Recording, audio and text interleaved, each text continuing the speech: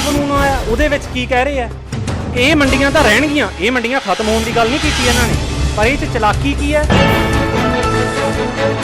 ਦੇ ਨਾਲ ਜੋ ਅਡਾਨੀ ਅੰਬਾਨੀ ਪਰਿਵਾਰ ਹੈ, ਜੋ ਵਪਾਰੀ ਨੇ, ਉਹਨਾਂ ਨੇ ਇਹਦੇ ਨਾਲ ਪ੍ਰਾਈਵੇਟ ਮੰਡੀਆਂ ਬਣਾਈਆਂ। ਸਰਕਾਰੀ ਮੰਡੀਆਂ ਖਤਮ ਹੋ ਜਾਣਗੀਆਂ ਤੇ ਇਹਦੇ ਵਿੱਚ ਇਹਨਾਂ ਨੂੰ ਖਤਮ ਕਰਨ ਦੇ ਵਿੱਚ ਸਭ ਤੋਂ ਵੱਡਾ ਯੋਗਦਾਨ ਪਤਾ ਕਿਹਦਾ ਹੋਣਾ? ਆਪਣਾ ਹੋਣਾ। ਇਸ ਲਈ ਜਦੋਂ ਸਾਰੇ ਸੂਬਿਆਂ 'ਚ ਇਹ ਆਗੂ ਚੱਲੂਗੀ, ਚਾਰ ਪੱਤੀਆਂ ਪੈਂਦੀਆਂ ਨੇ ਵੀ ਗਵਾੜ ਵਾਈਜ਼ ਵੀ ਮਜ਼ਦੂਰ ਘੱਟ ਆ ਰਹੇ ਆ। ਕੋਈ 5 7 10 ਸਟੇਟਾਂ ਚਾਰੇ ਪਾਸੇ ਤੋਂ ਦਿੱਲੀ ਨੂੰ ਪੈਣ ਲੱਗੀਆਂ, ਉਦੋਂ ਭਰਾਵੋ ਤੁਹਾਨੂੰ ਹੋਕਾ ਦੇਵਾਂਗੇ ਵੀ ਹੁਣ ਦਿੱਲੀ ਟਾਈਮ ਦਾ ਟਾਈਮ। ਜਿੰਨੇ ਵੀ ਪਿੰਡ ਤੋਂ ਬਾਹਰ ਕੋਠੇ ਆ ਢਾਣੀਆਂ, ਸਾਰਾ ਪਿੰਡ ਹੀ ਸਹਿਮਤ ਹੈ। ਸਭ ਨੂੰ ਆਰਡੀਨੈਂਸ ਬਾਰੇ ਸਮਝਾ ਰਹੇ ਹੈ ਕਿ ਕਿਹੜਾ ਆਰਡੀਨੈਂਸ ਸਾਡੇ ਲਈ ਕਿਵੇਂ ਮਾਰੂ ਹੋ ਸਕਦਾ।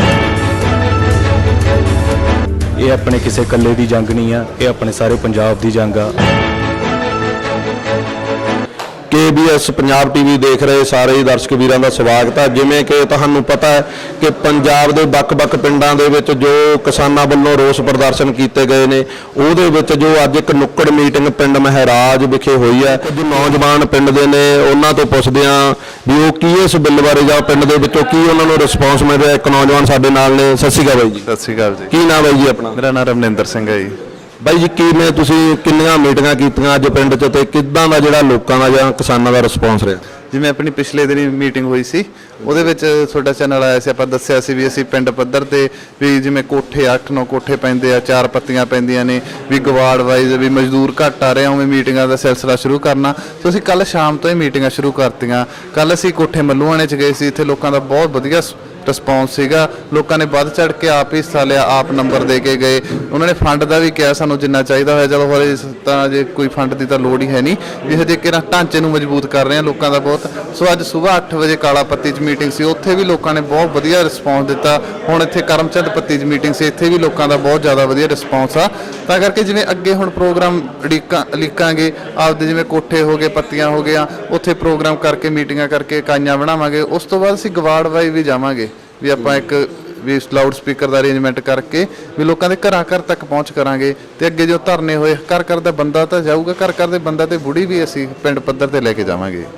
ਹਾਂਜੀ, ਇੱਕ ਜੋ ਸਾਡੇ ਚੈਨਲ ਨੇ ਇੱਕ ਪਹਿਲ ਕੀਤੀ ਹੈ ਕਿ ਦੇਖੋ ਜੋ ਵੱਡੇ ਧਰਨੇ ਹੁੰਦੇ ਆ, ਜਿੱਥੇ ਕਿ ਬਹੁਤ ਵੱਡੇ ਪੱਧਰ ਤੇ ਕਿਸਾਨ ਆਉਂਦੇ ਆ, ਕਈ ਜਥੇਬੰਦੀਆਂ ਆਉਂਦੀਆਂ, ਉੱਥੇ ਤਾਂ ਬਹੁਤ ਸਾਰੇ ਚੈਨਲ ਜਿਹੜੇ ਪਹੁੰਚ ਜਾਂਦੇ ਆ, ਉਹਨਾਂ ਦੀ ਗੱਲ ਜਿਹੜੀ ਲੋਕਾਂ ਤੱਕ ਪਹੁੰਚਾਈ ਜਾਂਦੀ ਆ। ਪਰ ਜੋ ਪਿੰਡਾਂ ਦੇ ਵਿੱਚ ਜੋ ਨੌਜਵਾਨ ਅੱਗੇ ਆ ਕੇ ਜੋ ਇਸ ਸੰਘਰਸ਼ ਨੂੰ ਲੜ ਰਹੇ ਨੇ ਜਾਂ ਸੱਥਾਂ ਦੇ ਵਿੱਚ ਜਾ ਕੇ ਪ੍ਰਚਾਰ ਕਰ ਰਹੇ ਨੇ, ਸਾਡੇ ਚੈਨਲ ਨੇ ਇੱਕ ਜਿਹੜਾ ਅੱਗੇ ਆ ਕੇ ਇਹ ਉਪਰਾਲਾ ਕੀਤਾ ਕਿ ਆਪਾਂ ਉਹਨਾਂ ਨੌਜਵਾਨਾਂ ਤੱਕ ਜਾਂ ਉਹਨਾਂ ਜਿਹੜੇ ਸਾਡੇ ਬਜ਼ੁਰਗ ਜੋ ਸੱਥਾਂ ਵਿੱਚ ਬੈਠੇ ਉਹਨਾਂ ਤੱਕ ਪਹੁੰਚ ਕਰੀਏ ਕਿ ਉਹਨਾਂ ਨੂੰ ਕੀ ਇਸ ਬਿੱਲ ਬਾਰੇ ਜਾਣਕਾਰੀ ਹੈ। ਇੱਕ ਹੋਰ ਨੌਜਵਾਨ ਵੀਰ ਸਾਡੇ ਨਾਲ ਨੇ। ਸਤਿ ਸ਼੍ਰੀ ਅਕਾਲ ਬਾਈ। ਸਤਿ ਸ਼੍ਰੀ ਅਕਾਲ ਬਾਈ। ਬਾਈ ਜੀ, ਕੀ ਨਾਮ ਆਪਣਾ? ਮੇਰਾ ਨਾਮ ਭਿੰਦਰ ਸਿੰਘ ਹੈ ਜੀ। ਅਸੀਂ ਮਹਾਰਾਜ ਦੇ ਵਸਨੀਕ ਆ ਜੀ। ਕਿਉਂਕਿ ਸਾਡੀਆਂ ਕੱਲ੍ਹ ਤੋਂ ਮੀਟਿੰਗਾਂ ਚੱਲ ਰਹੀ ਆ, ਪਹਿਲਾਂ ਕੋਠੇ ਮੱਲੂਆਣੇ ਬਾਬਾ ਕਾਲਾ ਦੀ ਸਮਾਧ ਤੇ ਹੋਈ, ਹੁਣ ਕਰਮਚੰਦ ਪੱਤੀ 'ਚ ਬਹੁਤ ਲੋਕਾਂ ਦਾ ਬਹੁਤ ਵਧੀਆ ਰਿਸਪੌਂਸ ਮਿਲ ਰਿਹਾ ਹੈ। ਇਸ ਕਰਕੇ ਹੀ ਅਸੀਂ ਜਿੰਨੇ ਵੀ ਪਿੰਡ ਤੋਂ ਬਾਹਰ ਕੋਠੇ ਆ ਢਾਣੀਆਂ, ਉਹਨਾਂ 'ਚ ਗੱਲਬਾਤ ਕਰਕੇ ਮੀਟਿੰਗਾਂ ਤੇ ਕਮੇਟੀਆਂ ਬਣਾ ਰਹੇ ਆ। ਪਿੰਡ ਪੱਧਰ ਤੇ ਅਸੀਂ ਇਕਾਈ ਨੂੰ ਮਜ਼ਬੂਤ ਕਰ ਰਹੇ ਆ, ਜੋ ਕਿ ਪਿੰਡ ਦੇ ਲੋਕਾਂ ਨੂੰ ਨਾਲ ਲੈ ਕੇ ਅਸੀਂ ਤੁਰ ਸਕੀਏ। ਹਾਂਜੀ, ਬਹੁਤ ਵਧੀਆ ਜਿਹੜਾ ਨੌਜਵਾਨਾਂ ਦਾ ਉਪਰਾਲਾ ਹੈ। ਇੱਕ ਖਾਲਸਾ ਬਾਈ ਸਾਡੇ ਨਾਲ ਗੁਰਸਿੱਖ ਨੌਜਵਾਨ ਵੀ ਮੌਜੂਦ ਨੇ, ਜਿਨ੍ਹਾਂ ਦਾ ਵੀ ਕਿ ਆਪਾਂ ਇਹਨਾਂ ਨੂੰ ਵੀ ਪੁੱਛਦੇ ਹਾਂ ਕਿ ਤੁਹਾਨੂੰ ਕੀ ਲੱਗਦਾ ਬਾਈ ਜੀ, ਜਿਹੜਾ ਪਿੰਡ ਦੇ ਵਿੱਚ ਤੁਸੀਂ ਕਿਹਾ ਸੀ ਕਿ ਪਾਰਟੀਬਾਜ਼ੀ ਤੋਂ ਉੱਪਰ ਉੱਠ ਕੇ ਲੋਕ ਆਉਣ, ਤੁਹਾਨੂੰ ਕੀ ਲੱਗਦਾ ਕਿ ਲੋਕ ਇਸ ਗੱਲ ਨਾਲ ਸਹਿਮਤ ਹੋ ਰਹੇ ਆ? ਸੰਗਤ ਉਹ ਸਹਿਮਤ ਹੋ ਰਿਹਾ, ਸਾਰਾ ਪਿੰਡ ਹੀ ਸਹਿਮਤ ਹੈ। ਕੋਈ ਸਾਰੇ ਪੂਰੇ ਸਹਿਮਤ ਹੈ, ਸਾਰੇ ਕੋਈ ਨਹੀਂ, ਸਾਰੇ ਪੂਰੇ ਸਹਿਮਤ ਹੈ। ਸਾਰੀ ਪੱਤੀਆਂ ਵੀ ਕਾਲਾ ਪੱਤੀ 'ਚ ਆਉਂਦੇ ਆਪਾਂ ਗਏ ਸੀਗੇ, ਪੂਰੇ ਸਹਿਮਤ ਰਹੇ ਜੀ ਸਾਰੀਆਂ ਨੇ। ਠੀਕ ਆ ਬਾਈ ਜੀ, ਇਹ ਵੀ ਕਿਉਂਕਿ ਬਹੁਤ ਵੱਡੀ ਗੱਲ ਹੈ ਕਿ ਆਪਣਾ ਜਿਹੜਾ ਪੱਤੀਆਂ ਦੇ ਬਾਜ ਪਿੰਡ ਮਹਿਰਾਜ, ਕਿਉਂਕਿ ਬਹੁਤ ਵੱਡਾ ਨਗਰ ਹੈ, ਇਹਨਾਂ ਨੇ ਉਪਰਾਲਾ ਕੀਤਾ ਕਿ ਪੱਤੀਆਂ ਦੇ ਤੌਰ ਤੇ ਜਾਂ ਜਿਸ ਨੂੰ ਕਹਿ ਸਕਦੇ ਹਾਂ ਛੋਟੇ ਛੋਟੇ ਬਾੜਾਂ ਦੇ ਵਿੱਚ, ਜੇ ਸਰਲ ਬਸ ਕੇ ਬਾੜਾਂ ਦੇ ਵਿੱਚ ਇਹਨਾਂ ਨੇ ਇਕੱਠ ਕੀਤਾ ਤੇ ਇਸ ਤੋਂ ਬਾਅਦ ਇਹ ਕਹਿ ਰਹੇ ਕਿ ਅਸੀਂ ਇਕੱਲੇ ਜਿਹੜੇ ਘਰ ਤੱਕ ਪਹੁੰਚ ਕਰਾਂਗੇ। ਸੋ ਇਹ ਬਹੁਤ ਵਧੀਆ ਉਪਰਾਲਾ ਹੈ। ਜਵਾਨ ਸਾਥੀ ਸਾਡੇ ਨਾਲ ਜੁੜੇ ਹੋਏ ਨੇ, ਆਓ ਗੱਲ ਕਰਦੇ ਇਹਨਾਂ ਨਾਲ। ਸਤਿ ਸ਼੍ਰੀ ਅਕਾਲ ਬਾਈ ਜੀ। ਬਾਈ ਸਤਿ ਸ਼੍ਰੀ ਅਕਾਲ ਜੀ। ਕੀ ਨਾਮ ਬਾਈ ਜੀ ਆਪਣਾ? ਮੇਰਾ ਨਾਮ ਬਾਈ ਅਮਰਿੰਦਰ ਸਿੰਘ ਹੈ, ਮੈਂ ਪਿੰਡ ਮਹਾਰਾਜ ਤੋਂ ਆਂਗਾ। ਤੇ ਇਹ ਜਿਹੜਾ ਬਾਈ ਸਾਡੇ ਪਿੰਡ ਦੇ ਮੁੰਡੇ ਸਾਰੇ ਇਕੱਠੇ ਰਲ ਕੇ ਸੰਘਰਸ਼ ਕਰ ਰਹੇ ਹੈਗੇ, ਇਹ ਇਕੱਲੇ ਸਾਥ 'ਚ ਜਾ ਕੇ ਸਭ ਨੂੰ ਆਰਡੀਨੈਂਸ ਬਾਰੇ ਸਮਝਾ ਰਹੇ ਹੈ ਕਿ ਕਿਹੜਾ ਆਰਡੀਨੈਂਸ ਸਾਡੇ ਲਈ ਕਿਵੇਂ ਮਾਰੂ ਹੋ ਸਕਦਾ ਹੈਗਾ। ਤੇ ਇਹ ਸਾਰੇ ਨੌਜਵਾਨ ਨੂੰ ਜੋੜ ਰਹੇ ਆ ਨਾਲ ਆਪਣੇ, ਤੇ ਸਾਡੇ ਪਿੰਡ ਦੇ ਨੌਜਵਾਨ ਨਾਲ ਜੁੜ ਵੀ ਰਹੇ ਆ ਤੇ ਬਹੁਤ ਭਰਮਾ ਹੁੰਗਾਰਾ ਮਿਲ ਰਿਹਾ ਇਹਨਾਂ ਦੀ ਲਹਿਰ ਨੂੰ। ਤੇ ਅਸੀਂ ਇਹ ਸਾਰੇ ਪੰਜਾਬ ਵਾਸੀਆਂ ਨੂੰ ਬੇਨਤੀ ਕਰਦੇ ਹਾਂ ਕਿ ਸਾਡੇ ਸੰਘਰਸ਼ ਨਾਲ ਜੁੜਨ। ਇਹ ਆਪਣੇ ਕਿਸੇ ਇਕੱਲੇ ਦੀ ਜੰਗ ਨਹੀਂ ਆ, ਇਹ ਆਪਣੇ ਸਾਰੇ ਪੰਜਾਬ ਦੀ ਜੰਗ ਆ, ਆਪਣੇ ਖੇਤਾਂ ਦੀ ਜੰਗ ਹੈਗੀ। ਸਤਿ ਸ੍ਰੀ ਅਕਾਲ ਜੀ ਸਾਰਿਆਂ ਨੂੰ।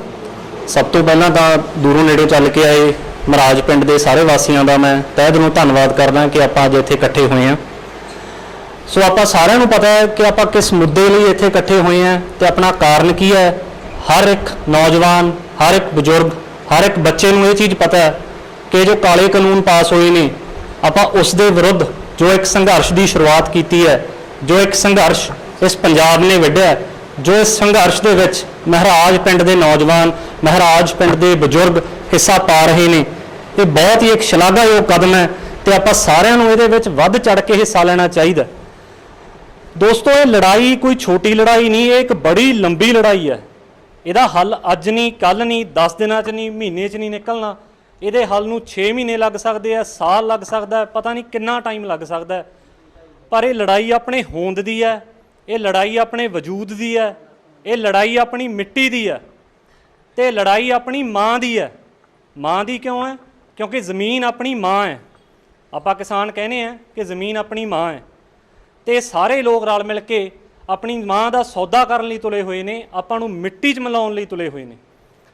ਮੇਰਾ ਇੱਥੇ ਆਉਣ ਦਾ ਮਕਸਦ ਇਹ ਹੈ ਕਿ ਮੈਂ ਸਭ ਤੋਂ ਪਹਿਲਾਂ ਤਾਂ ਮੇਰੇ ਪਿੰਡ ਦੇ ਵਾਸੀਆਂ ਨੂੰ ਇਹ ਦੱਸ ਸਕਾਂ ਕਿ ਇਹ ਜਿਹੜੇ ਬਿੱਲ ਨੇ ਇਹ ਕੀ ਨੇ। ਇਹ ਜਿਹੜੇ 3 ਬਿੱਲ ਪਾਸ ਹੋਏ ਨੇ, ਆਪਾਂ ਨੂੰ ਪਤਾ ਇਹ ਹੈ ਕਿ ਇਹ ਕਾਲੇ ਕਾਨੂੰਨ ਨੇ। ਹੁਣ ਇਹ ਕਾਲੇ ਕਾਨੂੰਨ ਕਿਉਂ ਨੇ, ਇਹਨਾਂ ਦੇ ਵਿੱਚ ਕੀ ਹੈ, ਕਿਹੜੇ ਇਹਦੇ ਵਿੱਚ ਲਾਅ ਕਾਨੂੰਨ ਨੇ ਜੋ ਆਪਣੇ ਖਿਲਾਫ ਨੇ ਜਾਂ ਜੋ ਆਉਣ ਵਾਲੇ ਸਮੇਂ ਦੇ ਵਿੱਚ ਆਪਾਂ ਨੂੰ ਨੁਕਸਾਨਦੇਹ ਸਾਬਿਤ ਹੋਣਗੇ।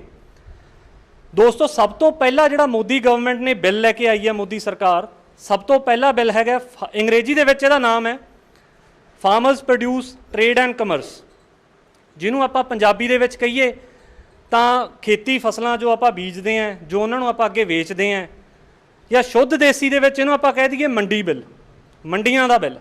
ਪਹਿਲਾ ਬਿੱਲ ਹੈ ਮੰਡੀਆਂ ਦਾ ਬਿੱਲ ਜੋ ਇਹਨਾਂ ਨੇ ਲਿਆਂਦਾ। ਹੁਣ ਇਹਦੇ ਵਿੱਚ ਕੀ ਹੈ ਕਿ ਆਪਾਂ ਲੋਕ ਕੀ ਕਰਦੇ ਹਾਂ, ਹੁਣ ਤੱਕ ਜਿਵੇਂ ਆਪਾਂ ਮਹਾਰਾਜ ਦੇ ਵਸਨੀਕ ਹੈ, ਆਪਾਂ ਕੀ ਕਰਦੇ ਸੀ, ਆਪਣੀ ਫਸਲ ਵੇਚਦੇ ਸੀ ਜਾਂ ਤਾਂ ਇਧਰ ਪੂਲੇ ਵਾਲੇ ਰਾਹ ਦੀ ਜੋ ਮੰਡੀ ਹੈ, ਜਾਂ ਮਹਾਰਾਜ ਰਾਮਪੁਰਾ ਰੋਡ ਤੇ ਮੰਡੀ ਹੈ, ਜਾਂ ਫੂਲ ਵੇਚ ਦਿੰਦੇ ਆ ਜਾਂ ਰਾਮਪਰੇ ਵੇਚ ਦਿੰਦੇ ਆ। ਇਹ ਹੈਗੀਆਂ ਸਰਕਾਰੀ ਮੰਡੀਆਂ। ਸਰਕਾਰੀ ਮੰਡੀਆਂ ਆਉਂਦੀਆਂ APMC ਦੇ ਅਧੀਨ, ਐਗਰੀਕਲਚਰਲ ਪ੍ਰੋਡਿਊਸ ਮਾਰਕੀਟਿੰਗ ਕਮੇਟੀ। ਇਹ ਇੱਕ ਸਰਕਾਰੀ ਅਦਾਰਾ ਹੈ, ਸਰਕਾਰ ਵੱਲੋਂ ਮਿੱਥਿਆ ਹੋਇਆ ਅਦਾਰਾ, ਸਰਕਾਰ ਵੱਲੋਂ ਬਣਾਇਆ ਹੋਇਆ, ਜਿੱਥੋਂ ਇਹ ਫਸਲਾਂ ਦੀ ਖਰੀਦ ਹੁੰਦੀ ਹੈ ਤੇ ਜਿੱਥੇ ਆਪਾਂ ਨੂੰ ਆਪਣੀਆਂ ਫਸਲਾਂ ਦੇ ਵਾਜਵੇਂ ਮੁੱਲ ਮਿਲਦੇ ਨੇ।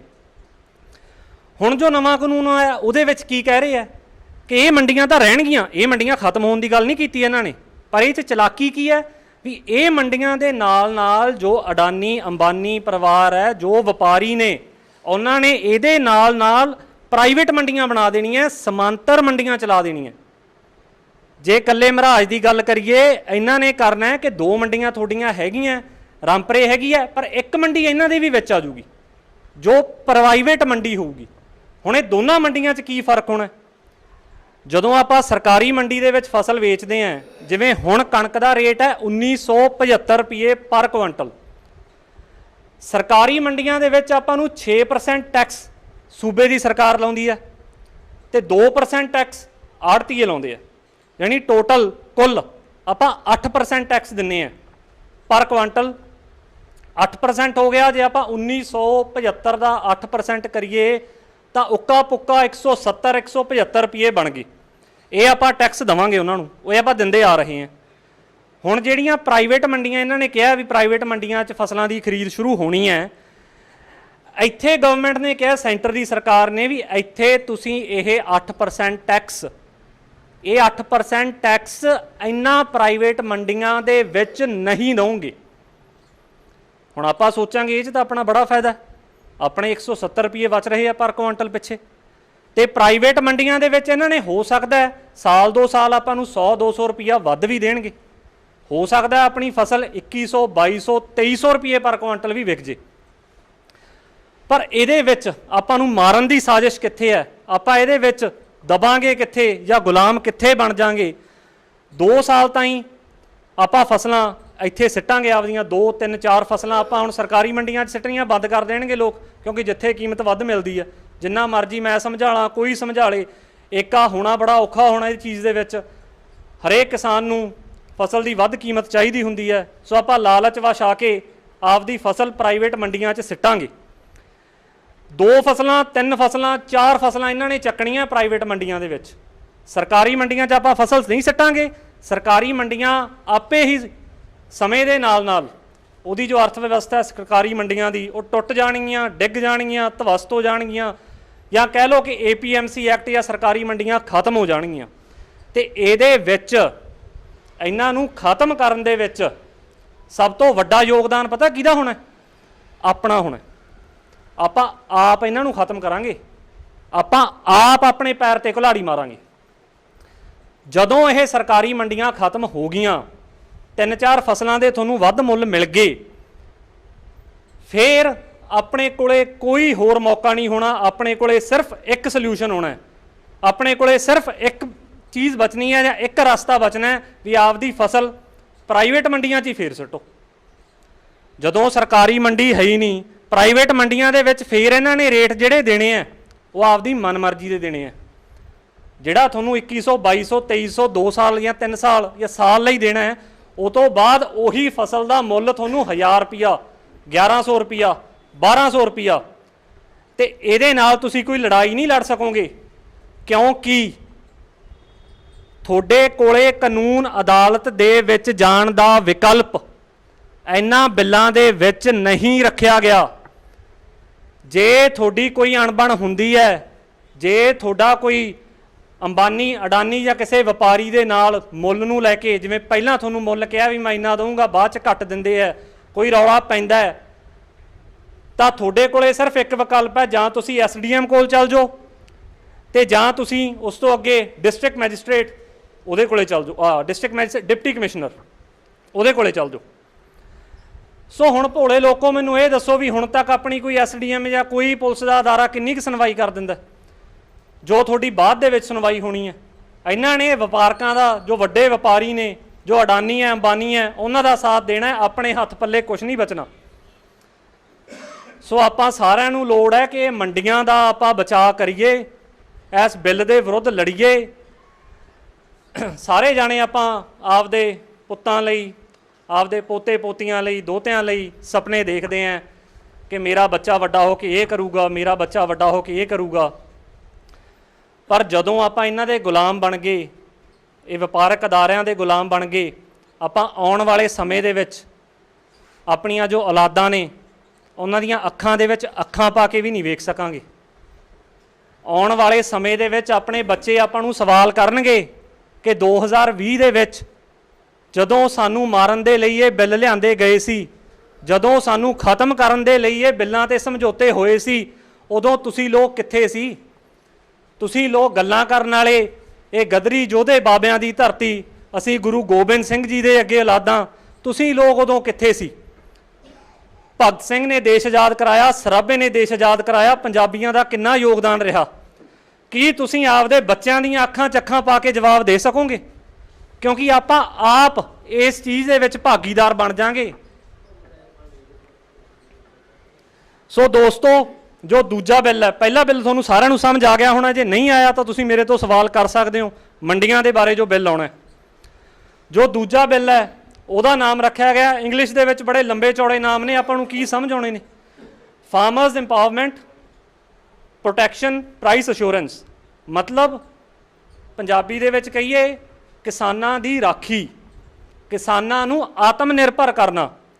ਪਰ ਸੱਚਾਈ ਇਹ ਹੈ ਕਿ ਇਹ ਬਿੱਲ ਕਿਸਾਨਾਂ ਦੀ ਰਾਖੀ ਤੋਂ ਕੋਹਾਂ ਦੂਰ ਨੇ।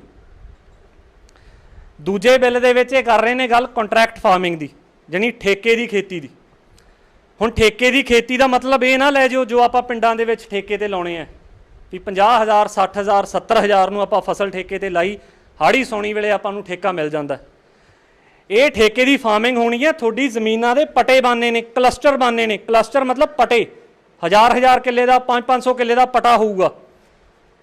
ਆਪਣੇ ਇੱਥੇ ਜ਼ਿਆਦਾਤਰ ਕਿਸਾਨ, ਆਪਣੇ ਪਿੰਡ 'ਚ ਵੀ ਪੰਜਾਬ 'ਚ ਵੀ ਜ਼ਿਆਦਾਤਰ ਕਿਸਾਨ ਅਜਿਹੇ ਨੇ ਜਿਨ੍ਹਾਂ ਕੋਲ 5 ਏਕੜ ਤੋਂ ਘੱਟ ਜ਼ਮੀਨ ਹੈ। ਤੁਹਾਡੇ ਨਾਲ ਇਹਨਾਂ ਦੇ ਕੰਟਰੈਕਟ ਹੋਣਗੇ, ਤੁਹਾਡੇ ਨਾਲ ਇਹਨਾਂ ਦੇ ਸਮਝੌਤੇ ਹੋਣਗੇ ਕਿ ਤੁਹਾਨੂੰ ਫਸਲ ਤੁਸੀਂ ਸਾਡੇ ਕੋਲੇ ਸਿੱਟੋਗੇ, ਅਸੀਂ ਤੁਹਾਨੂੰ ਇੰਨਾ ਮੁੱਲ ਫਸਲ ਦਾ ਦੇਵਾਂਗੇ। ਪਰ ਜਦੋਂ ਕਿਸਾਨ ਵੀਰੋ, ਜਦੋਂ ਤੁਸੀਂ ਇਹ ਫਸਲ ਸਿੱਟਣ ਜਾਓਗੇ ਉਹਨਾਂ ਕੋਲੇ, ਇਹ ਉਦੋਂ ਦੀ ਗੱਲ ਕਰਦਾ ਜਦੋਂ ਤੁਹਾਡੀਆਂ ਪ੍ਰਾਈਵੇਟ ਮੰਡੀਆਂ ਖਤਮ ਹੋਣਗੀਆਂ। 2 ਸਾਲ ਬਾਅਦ ਦੀ ਗੱਲ ਹੈ ਇਹ, ਜਦੋਂ ਖਤਮ ਹੋ ਗਈਆਂ। ਜਦੋਂ ਤੁਸੀਂ ਠੇਕੇ ਦੀ ਫਾਰਮਿੰਗ ਖੇਤੀਬਾੜੀ ਤੋਂ ਬਾਅਦ ਫਸਲ ਸਿੱਟਣ ਗਏ, ਉਦੋਂ ਉਹਨਾਂ ਨੇ ਤੁਹਾਡੀ ਉਸੇ ਫਸਲ ਦੇ ਵਿੱਚ 100 ਗਲਤੀਆਂ ਕੱਢਣੀਆਂ ਕਿ ਇਹਦੇ 'ਚ ਨਮੀ ਜ਼ਿਆਦਾ, ਇਹ ਸਾਡੇ ਇਸ ਤਰੀਕੇ ਨਾਲ ਨਹੀਂ ਤਿਆਰ, ਇਹਦੇ 'ਚ ਤੁਸੀਂ ਸਾਡਾ ਇਸ ਤਰੀਕੇ ਦਾ ਬੀਜ ਨਹੀਂ ਪਾਇਆ, ਇਹਦਾ ਮੁੱਲ ਹੁਣ ਅਸੀਂ ਤੁਹਾਨੂੰ ਜੋ ਪਹਿਲਾਂ ਠੇਕੇ ਤੇ ਜੋ ਲਿਖਿਆ ਸੀ ਉਹਦੇ ਮੁਤਾਬਿਕ ਨਹੀਂ ਦੇਵਾਂਗੇ, ਹੁਣ ਤੁਹਾਨੂੰ ਅਸੀਂ 1100 1200 ਜਾਂ 1300 ਦੇਵਾਂਗੇ।